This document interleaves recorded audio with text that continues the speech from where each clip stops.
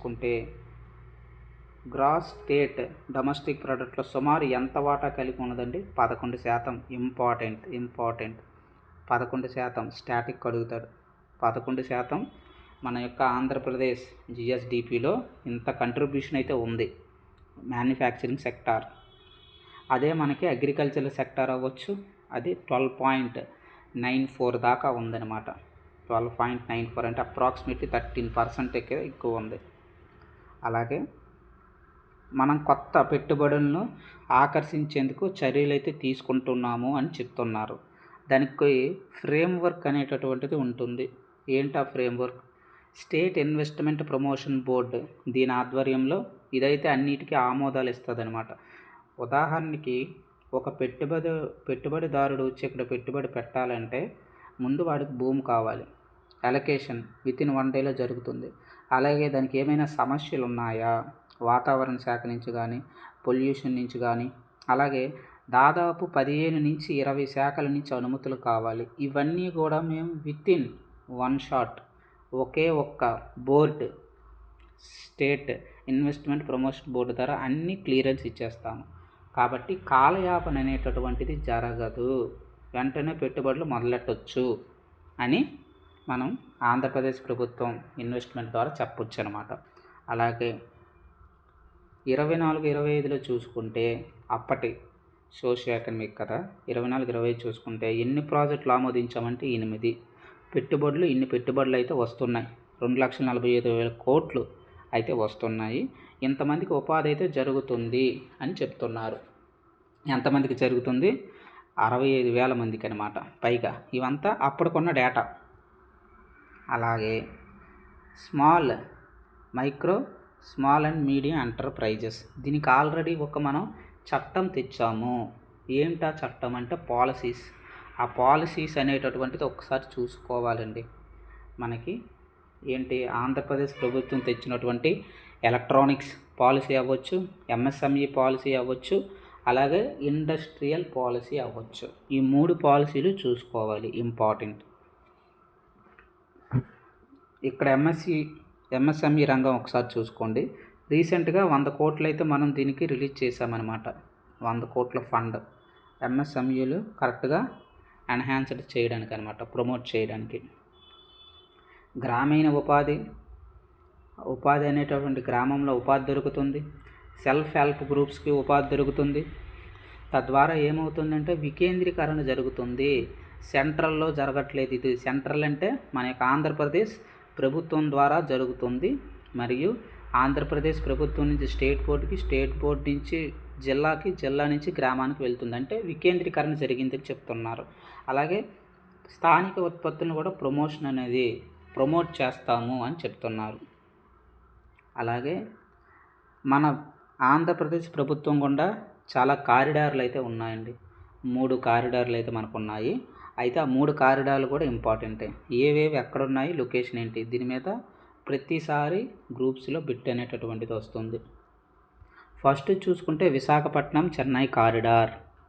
అలాగే దానికి సంబంధించి చూసుకుంటే అక్కడ ఎన్ని నోడ్స్ ఉన్నాయనేటటువంటిది ఇంపార్టెంట్. నోడ్ అంటే ఎక్కడైతే పారిశ్రామిక ఉత్పత్తి కేంద్రాలు ఉంటాయో వాటిని నోడ్స్ అంటాం. విశాఖపట్నం, చిత్తూరు, కొప్పర్తి, ఈ 3 ప్రాంతాల దగ్గర మనకి చెన్నై, ఓకేనా, విశాఖపట్నం చెన్నై కారిడార్ అనేటటువంటిది డెవలప్మెంట్ జరుగుతుంది. ఇన్ని కోట్ల పెట్టుబడి అయితే అవుతుంది అనమాట. దాదాపు 33,000 ఎకరాల్లో 5,000 కోట్ల పెట్టుబడి జరిగి ఈ యొక్క పారిశ్రామిక నడావా అంటాం కారిడార్ అనేటటువంటిది డెవలప్మెంట్ ప్రాసెస్లో ఉంది. అలాగే చెన్నై బెంగళూరు కారిడార్, అలాగే హైదరాబాద్ బెంగళూరు కారిడార్, ఇవన్నీ గుర్తుంచుకోవాలి. అలాగే చెన్నై బెంగళూరులో చూసుకుంటే మనకేంటి కారిడార్స్లో కృష్ణపట్నం నోడ్ ముఖ్యంగా ఉంటుంది. దాని యొక్క విస్తీర్ణం ఎంత, ఇన్ని కోట్ల పెట్టుబడి. జస్ట్ పడుకునే ముందు అలా ఏంటంటే ఒక రివ్యూ లాగా ఒకసారి అలా చదువుకుంటే సరిపోతుంది. 10,000 ఎకరాలు 2,000 కోట్ల పైచీలకైతే పెడుతున్నాము. ఆల్రెడీ అప్పటికి 2024-25కి ఇంత పెట్టుబడి అయితే ఉందని చెప్పారు. ఫస్ట్ది మనకి ఇంపార్టెంట్, సెకండ్ది కూడా ఇంపార్టెంటే, ఎందుకంటే కారిడార్లన్నీ అడుగుతారు మనకి. హైదరాబాద్ బెంగళూరు ఇది ఇంపార్టెంట్.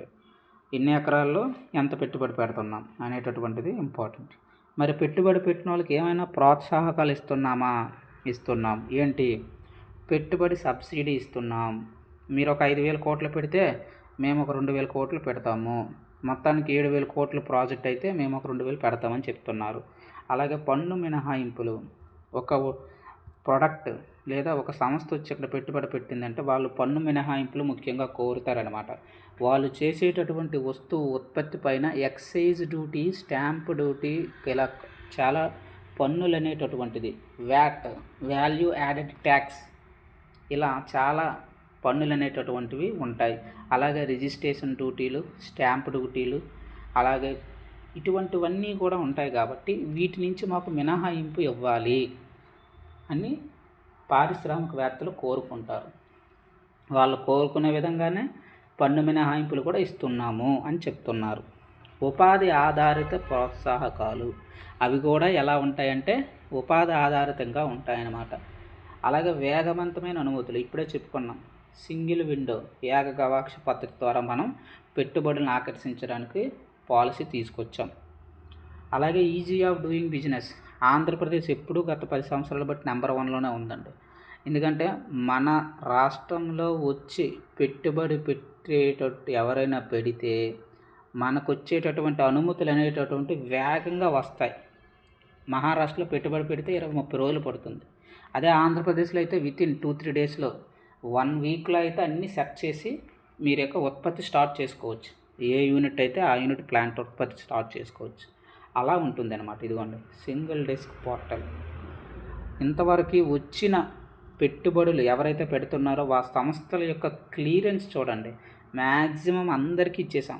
ఏదో వాళ్ళ ఇంటెన్సిటీ బాగోపోతే చెప్పలేము, కానీ మరీ డేంజర్ ప్రొడక్ట్స్ ఉత్పత్తి చేస్తే చెప్పలేము, కానీ మ్యాక్సిమం అందరికీ క్లియరెన్స్ అయితే ఇచ్చామని చెప్తున్నారు. అలాగే చేతి వృత్తులకి వస్త్ర పరిశ్రమల యొక్క హ్యాండ్లూమ్ అండ్ టెక్స్టైల్స్ వాళ్ళకి ఏమైనా చేస్తున్నామా? వాళ్ళకి ఏం లేదండి. సింపుల్ షార్ట్కట్ ఇక్కడ మనకి ఏంటంటే ఏ పరిశ్రమలు పెట్టినా వాళ్ళు కోరుకుంటున్నది ఒకటే, వాళ్ళు పెట్టేటటువంటి పరిశ్రమకి ఊతం ఇవ్వాలి, అంటే పన్నులు మినహాయింపు ఇవ్వాలి. అలాగే జిఎస్టీ రద్దు లేదా జిఎస్టీ ఒక 5 సంవత్సరాలు మినహాయింపు ఇవ్వాలి. అలాగే వాళ్ళు పెట్టేటటువంటి పెట్టుబడికి విద్యుత్, అలాగే రోడ్లు, అంటే ఇన్ఫ్రాస్ట్రక్చర్ డెవలప్మెంట్ అనేటటువంటిది కల్పించాలి. అప్పుడే మనకి పరిశ్రమలు ముందుకు వస్తాయి. అలాగే ప్రతి ఒక్కరికి కూడా ఏ యొక్క వాళ్ళను కూడా అందరినీ మ్యాక్సిమం కవర్ చేస్తున్నామని చెప్తున్నారన్నమాట. చేతి వృత్తులు కూడా కవర్ చేస్తున్నాము అనేసి. అలాగే గనులు, ఖనిజాలకు అనుమతి కానీ మనకి నోడల్ ఏజెన్సీ ఏంటి? Andhra Pradesh mineral development corporation. ఇది మనకి నోడల్ ఏజెన్సీ. దీని ద్వారా మనకి ఇవన్నీ ఖనిజాలు అవ్వచ్చు, మైనింగ్ అవ్వచ్చు, గనులు తనిఖీ అవ్వచ్చు, ఏవైనా అక్రమ తవ్వకాలు ఎవరైనా తవ్వితే వాళ్ళ నియంత్రణ, ఇవన్నీ కూడా మనం ఆంధ్రప్రదేశ్ మినరల్ డెవలప్మెంట్ కార్పొరేషన్ ద్వారా ఖనిజ అభివృద్ధి సంస్థ ద్వారా మనకి కంట్రోల్ అనేది ఉంటుందన్నమాట. కాబట్టి ఏ అనుమతులు తీసుకోవాలన్నా ఏది చేయాలన్నా మనకి ఈ యొక్క శాఖ నుంచే అన్నీ వెళ్తాయన్నమాట.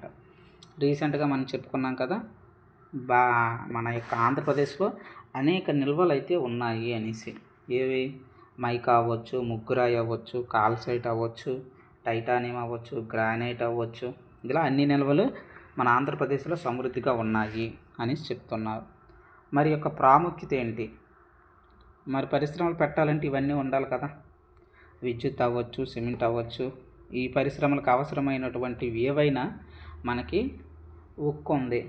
ఉక్కు కావలసినటువంటిది మినరల్స్, ఓర్ నుంచి సబ్స్ట్రాక్ట్ చేసి ఈ యొక్క మినరల్స్ అనేటువంటి తీయాలి. దానికి ఏంటి? ఈ యొక్క ఖనిజ రంగమే important. AP mineral development corporation ద్వారా దీనికి ఐరన్ అనేటటువంటిది మనం కల్పిస్తాం. అలాగే విద్యుత్, దీనికి కావాల్సినటువంటిది ఏంటి? హైడ్రో పవర్ అవ్వచ్చు, హైడ్రో ద్వారా ఉత్పత్తి చేస్తాం, లేదా సౌర ఎనర్జీ లేదా సౌరశక్తి అంటాం, పవన శక్తి అంటాం. ఇలా అన్నిటి ద్వారా వీళ్ళకి విద్యుత్ కనెక్షన్ అయినటువంటిది ఇస్తాం. అలాగే సిమెంట్ పరిశ్రమ, అలాగే సిమెంట్కి పరిశ్రమ కావాల్సినటువంటి అన్ని ముడి సరుకులు కూడా ఆ మ్యాంగనీస్ అవ్వచ్చు, డోలమైట్ అవ్వచ్చు, వీటికి ఈ యొక్క ధాతువులు వేరు చేసి సిమెంట్ని ఏర్పాటు చేసి లైమ్ స్టోన్ అంటాం అనమాట. వాటిని మనం ఏంటి ఈ ఖనిజం నుంచి దీన్ని వేరు చేసి సిమెంట్ పరిశ్రమకి ఇస్తాం. ఇవన్నిటికీ ఎవరు మూలము? ఏపీఎండిసి. కాబట్టి ఇలా వీటికి అవసరమైనటువన్నీ కూడా ముడి సరుకుని సప్లై చేసి ఆంధ్రప్రదేశ్ అభివృద్ధిలో మనం పాలు పంచుకోవడానికి అవకాశం ఉంటుందని ఈ యొక్క రంగం చెప్తుందన్నమాట. అలాగే మన యొక్క వనరులను చూసుకుంటే ఇవన్నీ మనకి వనరులు అన్నమాట. అలాగేనండి ఏంటి రాగి కానీ, జింక్ కానీ, నెఫ్లైట్, సైనైట్ కానీ, యురేనియం కానీ, తుమ్మలపల్లి దగ్గర అయితే మనకి యురేనియం ఉంటుంది. ఇనప ఖనిజం అయితే మనకి ఈ జిల్లాల్లో దొరుకుతుంది. అనంతపురం, ప్రకాశం, కృష్ణా, కర్నూలు ఈ జిల్లాల దగ్గర మనకి ఇనుప ఖనిజం అనేటటువంటిది దొరుకుతుంది. అలాగే మనకి గ్రానైట్ ఎక్కడ ఉంటుంది? మనకి మెయిన్గా చాలా రకాలు ఉన్నాయి గ్రానైట్లో. బ్లాక్ అని, బ్లూ అని, ఇవన్నీ అనమాట. విజయనగరంలో గ్రీన్ దొరుకుతుంది, శ్రీకాకుళంలో బ్లాక్ పెరియల్ ఉంటుంది, ఓషియన్ బ్లూ, స్టీల్ గ్రే, అలాగే చీమకుర్తిలో బ్లాక్ గ్యాలక్సీ. ఇవన్నీ మనకు ఇంపార్టెంట్ కాదు. ఎగ్జామ్ పాయింట్ ఆఫ్ వ్యూలో ఏంటంటే గ్రానైట్ యొక్క ఉత్పత్తి శాతం ఎంత, ఆంధ్రప్రదేశ్ గ్రానైట్ ఉత్పత్తి శాతం ఎంత దేశంలో అని అడుగుతాడు. 31%. అది మనకి ఇంపార్టెంట్. 100% అనుకుంటే ఇండియాలో అందులో 31% మన ఆంధ్రప్రదేశ్ రాష్ట్రం నుంచే గ్రానైట్ ఉత్పత్తి అవుతుంది అనేటటువంటిది మనం గుర్తుంచుకోవాలి. ముఖ్యంగా ఇన్ని ఇచ్చాడు, ఇవి ఎక్కడెక్కడ దొరుకుతాయో కూడా మనకు తెలియాలండి. సబ్జెక్ట్ లింకేజ్ అంటే అలా ఉండాలి. ఉదాహరణకు మనకి గ్రానైట్ ఇక్కడ చూస్తే ఉభయ గోదావరి జిల్లాలు మినహా ఉభయ గోదావరి జిల్లాలు మినహా అన్ని జిల్లాల్లో మనకి మిగతా అన్ని జిల్లాల్లో దొరుకుతుంది. షార్ట్కట్లో మనకి చూసుకుంటే చీమకుర్తి బ్లాక్ గ్యాలక్సీ రకం దొరుకుతుంది. ఇంపార్టెంట్ ఎందుకంటే ఈ చీమకుర్తిలో మనకి బ్లాక్ గ్యాలక్సీ చెప్పాం కదా, ఈ చీమకుర్తిలో బ్లాక్ గ్యాలక్సీ రకం ఇది ప్రపంచంలో మరెక్కడా ఉండదు.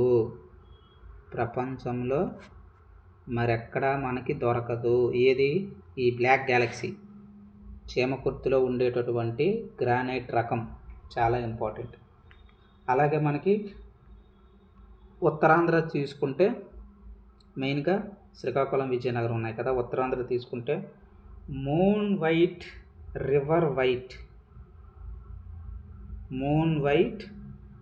అలాగే రివర్ వైట్ ఈ రెండు కూడా శ్రీకాకుళం, విజయనగరం ఇక్కడ దొరుకుతాయి అన్నమాట. ఓకేనండి. శ్రీకాకుళం బ్లూ అవ్వచ్చు, విజయనగరం గ్రీన్, వాటితో పాటు ఈ రెండు ఖనిజాలు కూడా ఇవన్నీ కూడా ఏంటంటే గ్రానైట్లో సబ్. ఓకేనండి. గ్రానైట్లో సబ్ అంటాం. అంటే ఒక్కొక్క ప్రాంతం దగ్గర ఆ యొక్క కింద పొరలు మనకి ఏంటంటే డిఫరెంట్గా ఉంటాయి. ఓకేనా. అక్కడి నుంచి ఐరన్ని ఆ యొక్క ఓర్ని సబ్స్ట్రాక్ట్ చేసేస్తామన్నమాట. బాక్సైట్ నుంచే మనకి ఈ యొక్క ఓర్ని సపరేట్ చేస్తాం. ఇది మనకు ఓర్, బ్యాక్సైట్ అనేటటువంటిది ఓర్ అనమాట, ధాతువు. దీని నుంచి మనం ఏం చేస్తామంటే మ్యాంగనీస్ అవ్వచ్చు, అల్యూమినియం అవ్వచ్చు, ఇటువంటివి తయారు చేసుకుంటాం. కాబట్టి ఇది చాలా ఇంపార్టెంట్. అలాగే మనకి బ్లాక్ ఎక్కడ ఉంది? మనకి బ్లాక్ పెరియల్ ఉంది కదా, ఇది మనకి తీసుకుంటే చాలా ఇంపార్టెంట్ అండి. ఇది కనిగిరిలో దొరుకుతుంది. మనకి బ్లాక్ అనేటటువంటిది కనిగిరిలో దొరుకుతుంది. అలాగే మనకి చిత్తూరులో చూసుకుంటే వైట్ దొరుకుతుంది. ఓకేనండి. వైట్ బాక్సైట్ లేదా గ్రానైట్, ఇది మనకి వైట్ గ్రానైట్ మనకి చిత్తూరులో దొరుకుతుంది.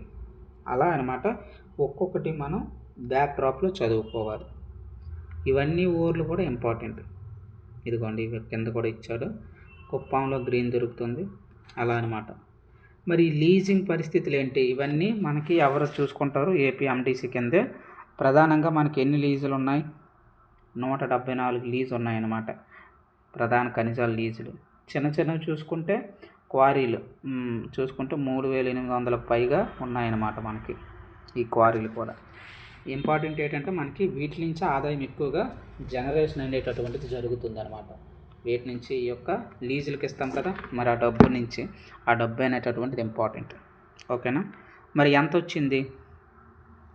బడ్జెట్ అప్పటికి ఎకనామిక్ సర్వే ప్రవేశపెట్టేంత వరకు చూసుకుంటే ఇన్ని కోట్లు వచ్చిందనమాట, 2000 పైచిలు కోట్లు. ఓకేనండి. అందులో ప్రధాన ఖనిజాలు తీసుకుంటే ఇప్పుడు చెప్పుకున్నాం కదా, అన్ని ఖనిజాలు తీసుకుంటే తక్కువే 700 కోట్లు. చిన్న ఖనిజాల నుంచే ఎక్కువ వచ్చాయి అన్నమాట, 1200 కోట్లు. మొత్తం కలిపితే దాదాపు 2000 కోట్ల దాకా మనకి ఖనిజాల నుంచి ఆదాయం అయితే వచ్చింది. మరి ఫైనల్గా ఒకసారి చూసుకుంటే, సారాంశం ఒకసారి చూసుకుంటే, ఇది మనకు ఆమోదం బోర్డు అనమాట. ఓకేనా, ఇన్వెస్ట్మెంట్ బోర్డు ఇది. దీని ద్వారా ఎన్ని పెట్టుబడులు వచ్చాయి మనకు ఆమోదం పొందాము 24-25 సర్వే ప్రకారం చూసుకుంటే, economic survey, socio economic survey 2,45,000 కోట్లు. ఎంత వృద్ధి జరిగింది? 65. ఎన్ని ప్రధాన కారిడార్లు మనకున్నాయి? పారిశ్రామిక కారిడార్లు ఎంతవరకు చెప్పుకున్నాం? 3. విశాఖపట్నం చెన్నై కారిడార్, అలాగే బెంగళూరు నుంచి 2 ఉంటాయి మనకి. బెంగళూరు నుంచి 2 ఉంటాయి. బెంగళూరు హైదరాబాద్ ఒకటి, అలాగే బెంగళూరు చెన్నై ఒకటి. ఈ 3 కారిడార్లు మనకి అభివృద్ధి అయితే చేస్తున్నాం.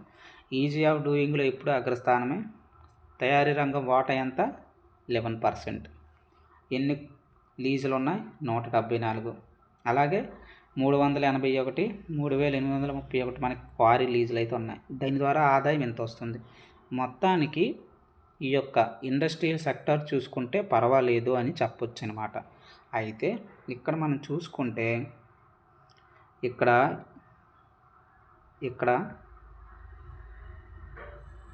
మనకి 3 పాలసీలు అయితే తెచ్చారండి. మనం ఇక్కడ చూసుకుంటే 3 పాలసీలు, ఆ పాలసీలు కూడా బ్యాక్ డ్రాప్లో మనం చదువుకోవాలి. ప్రధాన మన యొక్క విధానాలు ఏంటి? Industrial development policies. ఈ పాలసీలు మనం చదువుకోవాలన్నమాట.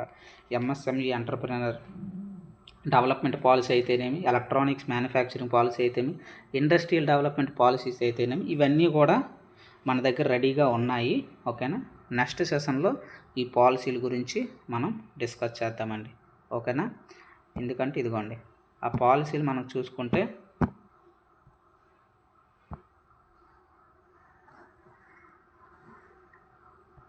సో ఇది మనకి పాలసీస్. ఓకేనా. సో ఇవన్నీ మనకి పాలసీస్ అండి. ఆ ఏపీ ఇండస్ట్రియల్ పాలసీ, అలాగే తర్వాత ఏంటి 3 పాలసీలు ఉన్నాయి కదా, ఆ 3 పాలసీలు నెక్స్ట్ సెషన్లో మనం చెప్పుకుందాం. ఇవన్నీ పాలసీస్ అన్నమాట. So first policy industrial policy, అలాగే సెకండ్ పాలసీ మనకి ఎంఎస్ఎంఈ పాలసీ, అలాగే థర్డ్ పాలసీ ఏంటి? Electronics manufacturing policy. సో ఈ 3 పాలసీల గురించి తర్వాత సెషన్లో చెప్పుకుందాం. ఇలా ప్రతి పాయింట్ని మనం అర్థం చేసుకుంటూ చదవాలి. దీంతోపాటు ఏంటంటే మనకి ఇంతవరకు మన ప్లేలిస్ట్లో అన్నీ అవైలబిలిటీగా ఉన్నాయి. ఇండియన్ హిస్టరీ స్టార్ట్ చేసాం. ఓకేనా. అలాగే జాగ్రఫీ స్టార్ట్ చేసాం. కరెంట్ అఫైర్స్ ఎలా రన్నింగ్ అవుతుంది, జస్ట్ అలా ఒక 1 అవర్ మీరు చూసుకుంటే కేటాయిస్తే టోటల్ సిలబస్ అనేటటువంటిది ప్రిలిమ్స్ కమ్ మెయిన్స్ ఇవన్నీ కవర్ అయిపోతున్నాయి. మనకి మెయిన్స్ ఏమీ డిస్కస్ చేయట్లేదని మనం అనుకుంటాము, కానీ ఇండైరెక్ట్గా కవర్ అవుతున్నాయి. ఎందుకంటే ఎకానమీ సర్వే కవర్ అవుతుంది ఇక్కడ, ఇంక్లూడింగ్ స్టేట్, ఇండియా 2 కవర్ అవుతున్నాయి. ఇది కానీ మీరు ఇవి కవర్ చేస్తూ బడ్జెట్ చదువుకొని స్టాటిక్స్, ఓకేనా, స్టాక్ జీకే చదువుకుంటే మెయిన్స్ సన్నద్ధం అనేటటువంటిది 30% మనకు కంప్లీట్ అవుతుంది. మిగతాది సైన్స్ అండ్ టెక్నాలజీ, అదేవిధంగా మనకి హిస్టరీ, ఈ 2 మనకి పెండింగ్ ఉంటాయి. అవి వచ్చే తరువాత సెషన్లో అవి కూడా స్టార్ట్ చేద్దాం. ఓకేనా. ముందుగా ఛానల్ని అయితే సబ్స్క్రైబ్ చేసుకోండి. With free of content full support అయితే నేను ఇస్తానండి. మంచి సబ్జెక్ట్ అయితే డెలివర్ చేయడానికి ట్రై చేస్తాను. మీరు అలా చేయవలసింది ఏంటంటే జస్ట్ సపోర్ట్ చేయండి. ఓకేనా, సరిపోతుంది. మంచి కంటెంట్ అయితే ఇవ్వడానికి నేను ట్రై చేస్తాను. ఛానల్ని అయితే సబ్స్క్రైబ్ చేసుకోండి. 500 సబ్స్క్రైబ్స్ ఎప్పుడైతే మనకు వస్తారో తద్వారా మనం లైవ్లోకి వచ్చి ఇంకా మీకు బెటర్గా ఎక్స్ప్లెనేషన్ అనేటటువంటిది ఇవ్వడానికి నాకు అవకాశం ఉంటుంది అనమాట. ఓకేనండి. సో అదొక్కటే మన టార్గెట్. ఎందుకంటే ఇందులో డబ్బులు ఏమీ మనకు అవసరం లేదు. మనం సబ్జెక్ట్ అనేటటువంటిది డెవలప్ చేసుకోవాలి. అదే మన యొక్క టార్గెట్. మీ యొక్క ప్రిపరేషన్కి నా సపోర్ట్ అన్నమాట ఇది. ఎంతో కొంత అట్లీస్ట్ మీ యొక్క ప్రిపరేషన్కి 20-30% యాడ్ అయినా చాలు, ఆటోమేటిక్గా అదే నాకు సరిపోతుంది, అది చాలు. ఓకేనండి. సో ముందుగా ఛానల్ అయితే సబ్స్క్రైబ్ చేసుకోండి, మంచి కంటెంట్ అయితే డెలివర్ చేస్తాను.